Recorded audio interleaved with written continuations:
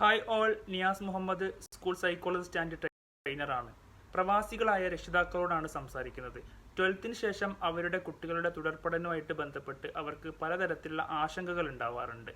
പലപ്പോഴും ഗൾഫ് രാജ്യങ്ങളിൽ 12 വരെ പഠിച്ച കുട്ടികൾ തുടർ പഠനത്തിന് സെലക്ട് ചെയ്യുന്നത് ഇൻ്റർനാഷണൽ യൂണിവേഴ്സിറ്റികളാണ്. ചില യൂണിവേഴ്സിറ്റികളിൽ അവർ ഭീമമായ തുക ഫീസായിട്ട് നൽകേണ്ടി വരുന്നു. ഇവിടെയാണ് നമ്മുടെ ഇന്ത്യയിലുള്ള സെൻട്രൽ ഗവൺമെൻറ്റിൻ്റെയും അതുപോലെ തന്നെ സ്റ്റേറ്റ് ഗവൺമെൻറ്റിൻ്റെയും അണ്ടറിലുള്ള യൂണിവേഴ്സിറ്റി ക്യാമ്പസുകളുടെ പ്രസക്തി. ഇത്തരം ക്യാമ്പസുകളിൽ വളരെ കുറഞ്ഞ ചെലവിൽ അവർക്ക് അവരുടെ തുടർപഠനം കംപ്ലീറ്റ് ചെയ്യാവുന്നതാണ്.